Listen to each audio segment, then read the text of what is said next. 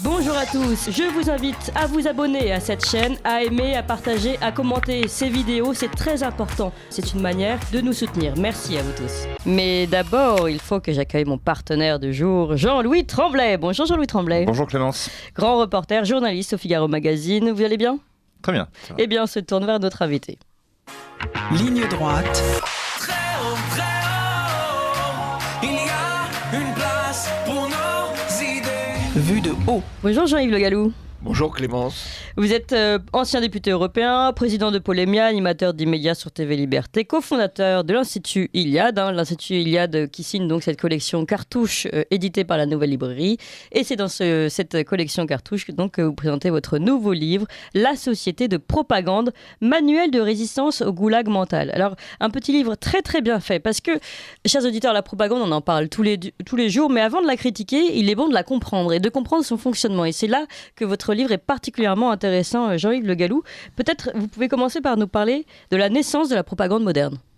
Alors, la naissance de la propagande moderne, contrairement à ce qui est couramment raconté par la propagande, ce n'est ni Goebbels, ni Boukharine, ni le nazisme, ni le communisme soviétique, c'est les relations publiques américaines à travers un personnage qui s'appelle Edward Bernays, qui est l'auteur d'un petit livre tout petit qui s'appelle Propaganda, qui est paru dans les années 20, mais la pratique qui théorise au fond une pratique qui a commencé avant la Première Guerre mondiale, qui a d'ailleurs permis l'entrée en guerre des États-Unis dans la Première Guerre mondiale, et qui est un système qui s'est répandu dans le monde entier, et notamment après la disparition du communisme soviétique ou du nazisme. On n'a jamais eu autant de propagande que maintenant. Alors c'est très très intéressant. Et juste je me permets de préciser que ce livre donc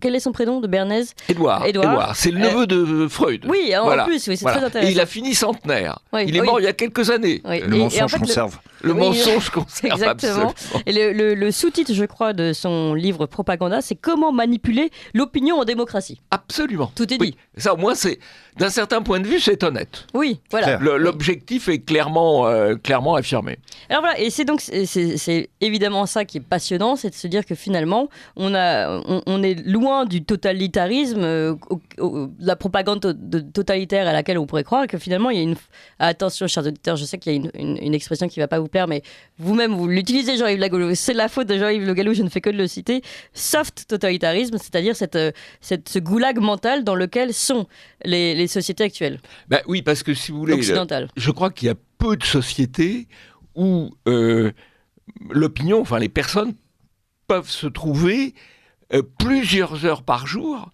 sous le jet de la propagande, à travers les informations des moyens de transport, par exemple, à travers la publicité, à travers l'éducation, l'éducation pour ceux qui ont des enfants qui vont à l'école, à travers les entreprises. Les chartes d'entreprise, ce sont des canevas de propagande, à travers les séries aussi. Et dans une société de divertissement, eh bien finalement, les gens sont beaucoup plus l'objet de la propagande que dans une société traditionnelle où le temps de travail occupe plus de temps, précisément, et donc il y a moins de temps pour faire ingurgiter par le cerveau tout ce qu'on veut lui faire ingurgiter pour arriver au résultat politique qu'on souhaite. Jean-Louis Tremblay. Oui, ce que montre très bien Jean-Yves, c'est que la propagande n'a jamais cessé d'exister, simplement elle a changé de forme. Aujourd'hui, elle s'est adaptée à une société qui est mercantiliste et multiculturelle, où les gens finalement n'ont plus de points de repère, plus de valeurs, plus de principes, sont ce que David Woodhurt appelle des nowhere, des gens qui ne sont nulle part. Contrairement à des gens qui sont enracinés, qui sont des somewhere, des gens qui sont de quelque part, et que ce qui tient tous ces gens-là, finalement, c'est quoi ? C'est l'acte d'acheter et de se comparer aux marques. Et à travers la publicité, parce que la publicité est probablement l'un des vecteurs les plus puissants de l'idéologie actuelle, qu'elle soit wokiste, déconstructiviste, féministe, écologiste. On le voit effectivement dans les chartes d'entreprise qu'a évoqué Jean-Yves Le Gallou, je ne citerai pas une marque de sport très célèbre, mais on le voit aussi simplement dans les spots publicitaires. Je n'ai pas la télé, mais quand il m'arrive d'en croiser une quelque part, on voit très bien que il y a une volonté de façonner la nouvelle société dans les images véhiculées par la publicité, n'est-ce pas ? Absolument. Vous allez sur le rayon d'un supermarché, vous voyez qu'il faut acheter tel yaourt pour sauver la planète. Donc on est vraiment dans quelque chose quand même d'assez ahurissant, quoi. Ou le choix des mannequins pour ou le choix des mannequins, les publicités. Alors il y a aussi les publicités ethniques qui donnent une place plus grande encore que dans la réalité. Le grand remplacement, il est encore plus fort dans la publicité que dans la rue. Et il y a 30%, quand il y a un couple, il y a 30% des couples représentés dans la publicité qui sont ethniquement mixtes et avec généralement un biais supplémentaire, c'est-à-dire que l'homme est plutôt noir et la femme plutôt blanche. Enfin, la proportion, c'est pas dans les couples mixtes, c'est pas 50-50, c'est encore un biais supplémentaire. Donc ça peut pas être tout à fait un hasard, c'est une volonté, c'est un message. Non, parce que tout ça est strictement calibré dans les cabinets de relations publiques, comme vous l'avez dit, comme il y a un siècle chez les oligarques américains. Oui. Alors, je voudrais qu'on revienne sur un élément très intéressant de ce livre, je pense, et qui nous permet de mieux comprendre aussi les bouleversements que nous vivons. Vous l'expliquez bien, la différence avec les sociétés traditionnelles. C'est-à-dire, dans les sociétés traditionnelles, la propagande pouvait exister, mais elle était différente. Pourquoi ? Parce qu'à ce moment-là, le tissu social était beaucoup plus important. L'ancrage était beaucoup plus important dans différentes sphères, la religion, même les métiers, les corps de métier, la notion de village. Enfin, vous l'expliquez très bien. Et puis, ce tissu social s'est détruit et finalement dans la société post-moderne dans laquelle nous sommes, il n'y a plus ce tissu social et finalement nous sommes donc perméables à beaucoup plus perméables à cette propagande. Et ça vous l'expliquez très bien aussi. Finalement, aujourd'hui, nous sommes ouverts à tous les vents. On est beaucoup plus ouverts à la propagande, effectivement, y compris par la rupture des ancrages. Le temps de cerveau disponible pour la propagande, pour reprendre l'expression de Lollet, le temps de cerveau disponible pour la propagande n'a jamais été aussi grand que maintenant. Bon, notamment à travers le divertissement. Et puis, l'autre différence, c'est que dans la société traditionnelle, où il y avait effectivement les ancrages locaux, les ancrages religieux, les ancrages de métier, la propagande, finalement, qui existait bien sûr, était relativisée. Elle allait plutôt dans le sens des idées acceptées par le commun, en quelque sorte. Aujourd'hui, la propagande, elle vise à changer les opinions et les comportements. Et c'est une propagande qui est, dont la prise de contrôle est assurée par de petites minorités, des petites minorités, ça peut être des petites minorités d'intérêt, des lobbies économiques, mais aussi des lobbies idéologiques, les minorités ethniques, les minorités sexuelles, qui ont pris le contrôle et qui visent à changer l'opinion des majorités. Vous voyez, par exemple, dans les histoires de genre, ça n'est possible que par une action de propagande massive. C'est des choses... on voit des choses aujourd'hui quand dans certains lycées, y compris privés catholiques, on demande aux élèves de seconde au terminal, dois-je vous appeler monsieur ou madame ? C'était impensable il y a 5 ou 10 ans, c'est possible aujourd'hui par la propagande. Et même par la propagande, c'est difficile de s'y opposer. Alors c'est très très intéressant ça également, vous le dites, hein, vous parlez de changement de genre, etc. Et toute cette propagande, finalement, pourquoi aujourd'hui elle peut opérer ? Alors vous continuez d'expliquer qu'il y a plusieurs...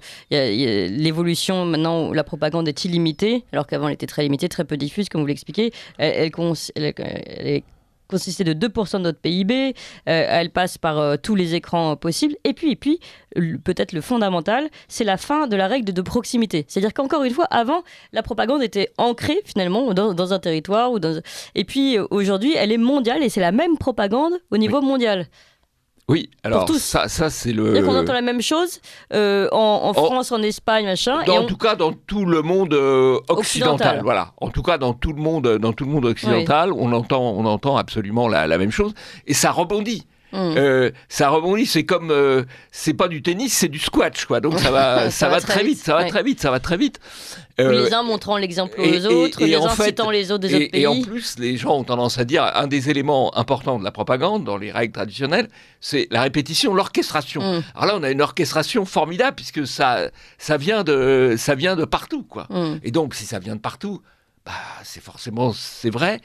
Et même si on sait que ce n'est pas vrai, on sait que c'est dangereux d'afficher le fait que ce n'est pas vrai. Parce que c'est partout. Voilà. C'est-à-dire qu'il y a un double effet. D'abord, il y a beaucoup de gens qui croient ce qu'on leur raconte, et ceux qui ne croient pas ce qu'on leur raconte se gardent prudemment de dire qu'ils ne croient pas ce qu'on leur raconte, parce qu'à ce moment-là, ils se heurtent à un flot considérable de propagande. Dans cet effet éco-mondial, badminton géant ou squash géant, il y a, et vous le citez, la propagande scientifique que nous avons pu vivre pendant toute cette période de la Covid, où tout le temps, et beaucoup, Olivier Véran d'ailleurs très intéressant, citait beaucoup les exemples israéliens, jusqu'à ce que l'Israël ne soit plus un bon exemple.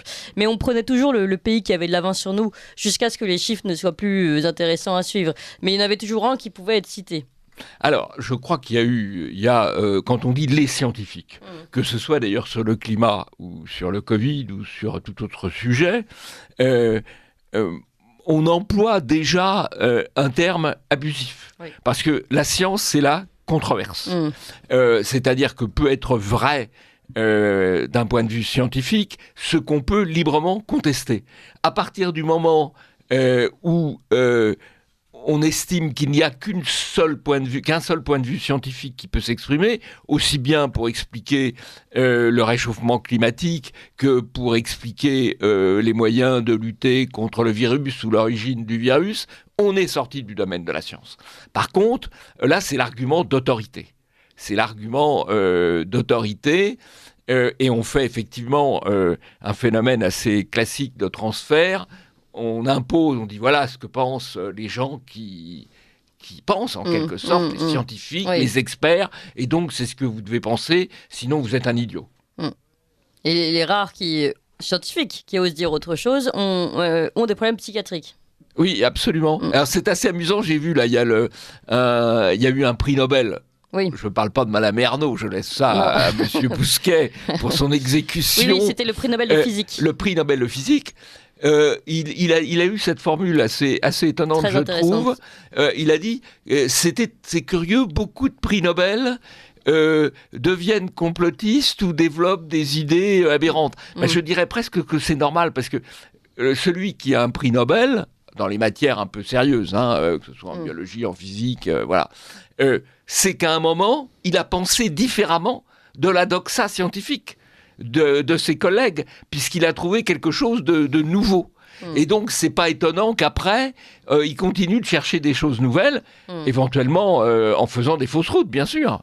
Mais c'est la condition, du progrès scientifique, c'est de penser différemment de ce qui est acquis. Jean-Louis Tremblay. Oui, alors sur le prix Nobel, il y a le avant et le après. Effectivement, il y a le fait d'avoir pensé différemment et par conséquent d'avoir élaboré un concept nouveau. Mais il y a aussi autre chose, et d'ailleurs vous en parlez dans votre livre, c'est que si aujourd'hui un jeune chercheur veut lancer une étude ou une enquête sur un sujet qui ne va pas dans le sens de l'histoire, admettons le climat, ou l'état des mers, ou je ne sais quoi, il n'obtiendra aucun crédit. Donc sa carrière est terminée avant même d'avoir commencé. Oui. Voilà. Donc le prix Nobel, lui, n'a plus ce problème, puisque il était couronné, il a ses lauriers. Donc ça c'est un point. Sur les experts, il y a beaucoup à dire, à la limite ça mérite une émission, Clémence, parce que l'expertise, aujourd'hui, entre guillemets, il faudrait la définir. L'expert, moi je sais ce que c'est en tant que journaliste, je vais vous dire ce que c'est l'expert. C'est quelqu'un qui figure dans le carnet d'adresse du journaliste de faction. N'y allez pas trop dur, je sens qu'il va avoir la dent dure. À qui on demande au débeauté et en urgence de bricoler un sujet sur X, Y ou je ne sais quel thème. Le pauvre journaliste est dans sa cage, de toute façon il n'en sort pas, et il regarde son carnet d'adresse. Et dans son carnet d'adresse, il tape militaire. Ah, il a des généraux 2S, c'est-à-dire la retraite. Bon, voilà, celui-là, il est bien. Et puis, il prend celui qui répond le plus vite au téléphone. Alors, il y a celui qui est présent, ça peut tomber un week-end, hein, la permanence, attention. Et donc, celui qui est là le dimanche matin, celui qui est présent le samedi soir, et surtout celui qui répond bien. Parce que, attention, si dans la liste d'experts initiale, si un nouveau sujet apparaît dans l'actualité et qu'on ne sait pas ce qu'ils vont dire, alors on les teste. Donc on en teste 10, évidemment il y en a 2 qui ne vont pas dans le sens, alors ceux-là ils ne seront pas invités 2 fois, c'est fini, terminé, il n'y a plus d'experts. Voilà pour l'expertise. Oui, mais... ce qui fait que là, sur la guerre russo-ukrainienne, voilà. Quand on regarde le profil des militaires, parce que là c'est le général a remplacé le médecin, il y a le général de plateau, comme il y a eu le médecin de plateau, on regarde la carrière, elle est fléchée autant. Voilà. Toujours. Donc, alors c'est vrai que c'est le cas de beaucoup de militaires, hein, mais ceux qui interviennent le plus, ils ont fait la carrière autant avec les Américains, quoi. Voilà. Donc, ils relaient la parole qui va dans le bon sens. Juste sur votre critique de l'expert, Jean-Louis Tremblay, je voudrais quand même qu'on soit un peu plus honnête, peut-être. Je pense que c'est normal que Libération cherche à entendre les personnes qui vont dans leur sens, comme Le Figaro, ceux qui vont dans leur sens. Il faut juste que tout le monde soit clair avec la ligne de chaque journal et que le journal n'ait pas une prétention à l'objectivité, c'est plutôt cela. Oui, alors je pensais nous, plutôt... ici, on invite Jean-Yves Le Gallou, pas... Oui. Non, Clément, si je peux me permettre, je pensais surtout aux chaînes de télévision et notamment aux chaînes d'infos en continu. Oui. Parce que, voilà, ce sont des organismes qui demandent beaucoup, qui sont très exigeants, qui ont faim. Voilà. Il faut nourrir ces bêtes. Ce sont des bêtes, des léviathans. Alors, le bon côté d'ailleurs des chaînes en continu, c'est comme il faut les nourrir constamment, il y a un peu d'opinion dissidente qui peut s'y exprimer. Oui, de temps en temps. Et pas seulement sur CNews. Vous avez raison. Même des fois sur LCI ou sur BFM, il y a on a entendu une Louis opinion. Saillant récemment. Voilà, donc ça c'est effectivement, comme vous l'avez dit, ils ont besoin de manger, donc de temps en temps, la nourriture est avariée, on va dire. Oui, voilà, variée, non, au contraire, elle est excellente. Pour eux, elle est gastronomique. Pour eux, mais nous, fin gourmand, pour les gourmets, c'est parfait. Alors, donc, en tout cas, voilà, on a fermé la parenthèse des experts. Merci Jean-Louis Tremblay. Je voudrais qu'on revienne sur une question importante aussi. Donc, on a parlé de la propagande, notamment la propagande scientifique. En fait, ce qui est intéressant, c'est que dans votre analyse, on comprend que finalement, la propagande n'a jamais aussi bien marché qu'aujourd'hui. Pourquoi ? Parce que nous sommes déracinés. Est-ce que finalement, cette volonté de déracinement a été pensée pour que la propagande marche ? Enfin, dans quel sens ça a été fait ? Alors là, vous me posez une colle. Dans quel sens ça a été fait, je ne sais pas. Là, ce qui est sûr, c'est que les deux vont bien ensemble. Les deux vont bien ensemble, et toute la propagande, elle vise à casser les permanences en quelque sorte. Elle vise à casser les ancrages. Et c'est vrai qu'après, on a des gens plus. De même que là, on peut se poser la même question. Sur l'école. Pourquoi a-t-on démoli ou laissé démolir l'instruction ? C'est vrai que ça permet d'avoir des sujets plus malléables, avec moins d'esprit critique. On parlait de Vatican II tout à l'heure, on peut faire le même parallèle, et la destruction de l'éducation religieuse a commencé en même temps que la destruction de l'école. C'est quand même intéressant tout ça. En gros, dans les années 60, tout a commencé à chuter. Oui. Alors, pourquoi est-ce qu'il y a eu une volonté derrière ? Là, on va nous accuser de complotisme immédiatement. Un travail de déracinement de la population. Oui, alors, si vous voulez, d'abord, le terme complotiste, il faut le prendre pour ce qu'il est, c'est-à-dire un terme de novlangue, qui vise en fait à interdire à ce que certaines questions soient posées. Je prends un exemple, alors là, tout à fait concret. Pendant des années, on a dénoncé ceux qui refusaient l'installation de compteurs Linky chez eux parce qu'ils craignaient une prise de contrôle de leur appartement par l'extérieur. Alors, ils étaient qualifiés de complotistes. Sauf qu'ils avaient raison. Aujourd'hui, ils avaient raison. Sauf qu'ils avaient raison. Et c'est quand même assez souvent le cas. Oui, forcément, on a fini par m'en imposer. J'ai résisté un certain temps et maintenant, j'ai un compteur Linky. Voilà. Surtout dans un appartement collectif, c'est plus difficile de... Pas dans un appartement collectif, enfin dans un appartement... Vous habitez Moscou ? Non, dans un appartement, dans une résidence collective, voilà. Voilà, donc le complotiste, c'est souvent quelqu'un qui a raison avant les autres. Voilà, donc il ne faut pas se laisser complexer par le vocabulaire, par la novlangue, qui est un élément effectivement de la guerre idéologique et de la guerre de propagande. Et c'est le cas de Jean-Yves Le Gallou qui a souvent raison avant les autres. On continue de parler de ce livre Société de propagande, manuel de résistance au goulag mental, mais il est 9h et c'est l'heure des informations avec Merwan Mehoubi. Ligne droite, Très haut, il y a une place pour nos idées. vue de haut. Jean-Yves Le Gallou est notre invité, ancien député européen, président de Polémia, animateur d'Immédiat sur TV Liberté, cofondateur de l'Institut Iliade et auteur de ce livre, La Société de propagande. Ce dernier livre, La Société de propagande, manuel de résistance au goulag mental. Moi, j'aime bien beaucoup votre expression, le moulag, pour parler de goulag mental, aux éditions La Nouvelle Librairie. Et donc, dans cette très belle collection Cartouches de l'Institut Iliade, qui est très efficace, parce que ce sont des livres très courts, mais où tout y est, finalement. C'est très, très pédagogique et pour moi, ça me va très bien. Et alors, nous sommes toujours avec Jean-Louis Tremblay, journaliste au Figaro Magazine. Peut-être avant de revenir, parce qu'il y a d'autres choses très intéressantes que vous racontez dans votre livre, et notamment sur les méthodes de la propagande. Et là, vous verrez bien, c'est intéressant de connaître bien les méthodes parce que ça nous permet aussi de nous préparer, tout simplement, et de voir que la propagande a cours. Le livre, si vous voulez, par rapport à la propagande, il se veut comme un vaccin. Exactement. Mais un vaccin qui fonctionne. Voilà.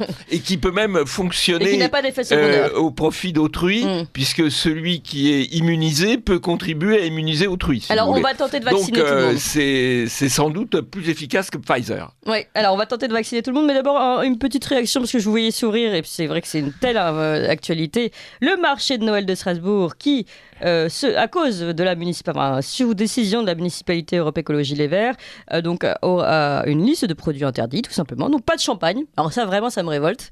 Pas de tartiflette, bon ça encore, pas d'article de Noël, et surtout donc pas de calendrier de l'Avent. Et tout ça au nom, selon les élus écologistes, de l'authenticité. Alors, c'est vrai qu'ils interdisent aussi les croquettes pour chiens ou je ne sais quel... Bon, ça, pourquoi pas, franchement. Mais bon, de toute façon, c'est quand même une drôle de façon de laisser libre cours au commerce. Qu'en pensez-vous l'un et l'autre ? Alors, c'est assez difficile parce qu'on peut comprendre l'idée de garder au marché de Noël... ceux qui faisaient sa tradition, c'est-à-dire plutôt pain d'épices, vin chaud, enfin ces choses-là. Ils interdisent les produits. Mais alors interdire le calendrier de l'Avent, interdire le calendrier de l'Avent ou la bière, tout ça c'est incompréhensible. La bière chaude, oui, c'est ça. Si ce n'est par des raisons idéologiques, quoi. Oui, voilà. Mais ils ne peuvent faire ça. Ça c'est un sujet important parce que pendant très longtemps. Il y avait quand même dans les principes fondamentaux, il y avait une certaine liberté d'expression et le principe de liberté. Et de ce point de vue-là, la fenêtre d'Overton s'est déplacée, puisqu'aujourd'hui, on est dans une logique d'interdit et de restriction. Ce sont les enfants de mai 68 et l'interdit d'interdire qui veulent tout interdire. Très intéressant. Il y a eu un basculement, si vous voulez, il y a beaucoup de domaines dans lesquels la fenêtre d'Overton s'est déplacée. La fenêtre d'Overton, c'est ce qui est acceptable, dissible. Eh bien, des choses qui étaient acceptables et dissibles il y a 20 ans ou 30 ans sont devenues indicibles ou mal vues. Par exemple, la liberté d'expression est aujourd'hui remplacée par ce qu'on appelle la régulation. La régulation, qui est un mot de novlangue pour dire la censure. Ou l'interdit. C'est comme la sobriété pour parler de pénurie, finalement. Alors, Jean-Louis Tremblay, rapidement sur le marché, puis après, il faut qu'on aille tous au vaccin, quand même. Oui, sur le marché, là, on est dans le délire écolo, fémino, bobo, que nous connaissons toutes les grandes métropoles de France. C'est inquiétant d'ailleurs, puisque ceux qui se disaient on va fuir Paris et Hidalgo pour une ville de province se retrouvent exactement dans la même situation, sinon pire, puisqu'il y a un phénomène de rattrapage. On va faire mieux que Paris, comme d'habitude. D'ailleurs, un article du Point, il y a 10 ans, à la une, tous à Nantes, et aujourd'hui, pourquoi nous quittons tous Nantes ? La même une. Oui. Exactement. Non, pour revenir je trouve que le concept de fenêtre d'Overton est intéressant dans la mesure où effectivement on a déplacé le curseur, ce qui était dissible ne l'est plus et vice versa. Donc une confusion totale des mœurs, des valeurs et des principes. Et c'est là où ceux qui restent stables, c'est-à-dire le pouvoir, quel qu'il soit, politico-économique, disons-le, lui ne change pas. Donc il sait très bien ce qu'il fait. Il manipule les foules. Ce qui est intéressant dans le moulag ou dans le totalitarisme mou, pour pas dire le soft totalitarisme, c'est que la coercition utilisée naguère par certains régimes que Jean-Yves a cité, ne l'est plus aujourd'hui, quoique, mais beaucoup moins, puisque les gens, finalement, sont tellement manipulés et subissent un tel lavage de cerveau depuis leur plus jeune âge qu'ils se prennent eux-mêmes en compte. C'est-à-dire qu'aujourd'hui, ils font eux-mêmes la police de la pensée. Dans votre entreprise, dans les transports, partout. C'est eux qui vous disent ça c'est bien, ça c'est pas bien. Et donc ça, je trouve que c'est terrible parce que là, effectivement, la fenêtre de liberté se restreint sans cesse, puisque votre voisin est aussi un policier. Et vous ne le savez pas nécessairement. Ou votre oncle, ou votre tante, ou votre cousin, ou votre cousine. Et si vous voulez, un des points... Quand on parlait du totalitarisme, dans la partie, quand le totalitarisme s'est un peu affaibli, on va dire, dans les pays aujourd'hui anciennement communistes, il restait quand même, comme il restait d'ailleurs dans les villes communistes en France, par exemple, il restait tout de même un certain interdit professionnel.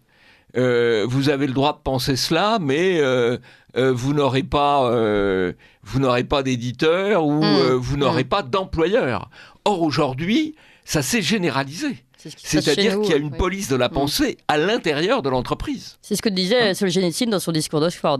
Alors, je voudrais qu'on aille, puisqu'il nous reste peu de temps, sur la solution. Parce que tout de même, vous présentez la propagande. D'ailleurs, les méthodes de la propagande, je vais les dire rapidement. Un ennemi unique, une simplification et des faits, et puis la répétition.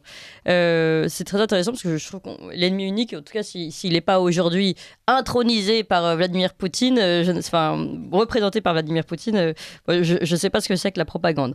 Et alors, allons aux solutions, parce que c'est quand même la fin de votre livre et c'est quand même très important. Vous proposez donc dissidence, rébellion et sécession.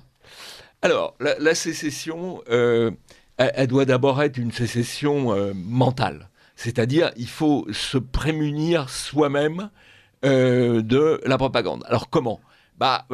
En essayant de vivre un peu moins derrière les écrans. Enfin, je dis ça, je les pratique beaucoup, mais presque par obligation. Mais vivre moins derrière les écrans et s'ancrer, se réancrer, ancrer ses enfants dans les humanités, dans les grands textes, pour avoir des références différentes. Donc il y a l'ancrage. En fait, les écrans, vous les avez eus peut-être plus tard, et finalement vous aviez déjà votre noyau dur de résistance. Oui, sans doute.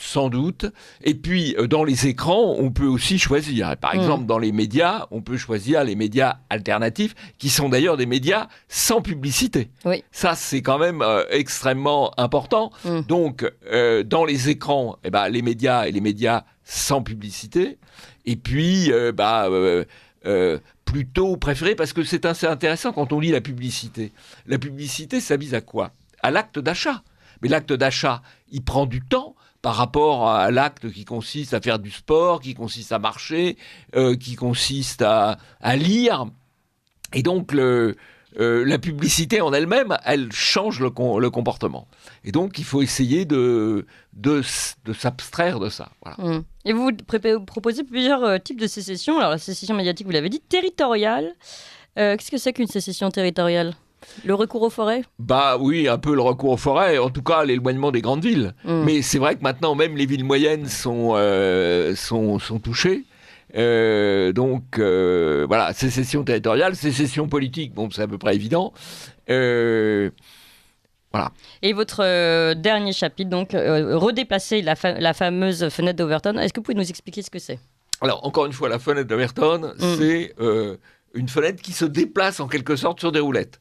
Et dans la fenêtre, il y a ce qui est dissible, ce qui est autorisé. En dehors de la fenêtre, il y a ce qui est interdit. Je prends un exemple je vais prendre deux exemples. Là.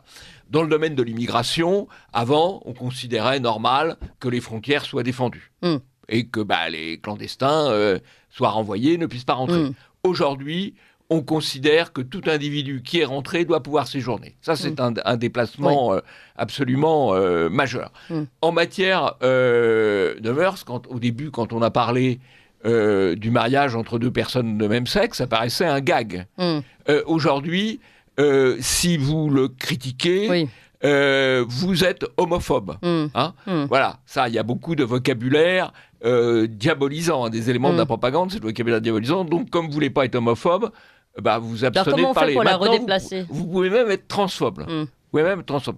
Comment on fait pour la Pour déplacer? conclure. Eh bien, en ne se laissant pas, je crois que la première règle, c'est de ne pas se laisser intimider par les dictats et d'utiliser quand même l'arme du rire.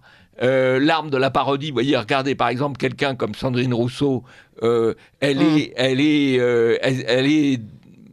Vous n'arrivez même pas de dénoncée mots. par la parodie Ouais. et finalement Sardine Rousseau. elle va s'exploser. C'est Sardine ou Sardine, Ah ouais, Sardine voilà. Rousseau. Ça Bon. pourrait être. Allez, Voilà. merci beaucoup Jean-Yves Le Gallou. Votre livre La société de propagande que je recommande à tous, Manuel de résistance au goulag mental, le moulag, l'expression de Jean-Yves Le Gallou. C'est un livre aux éditions La Nouvelle Librairie. Merci beaucoup à vous et merci à Jean-Louis Tremblay.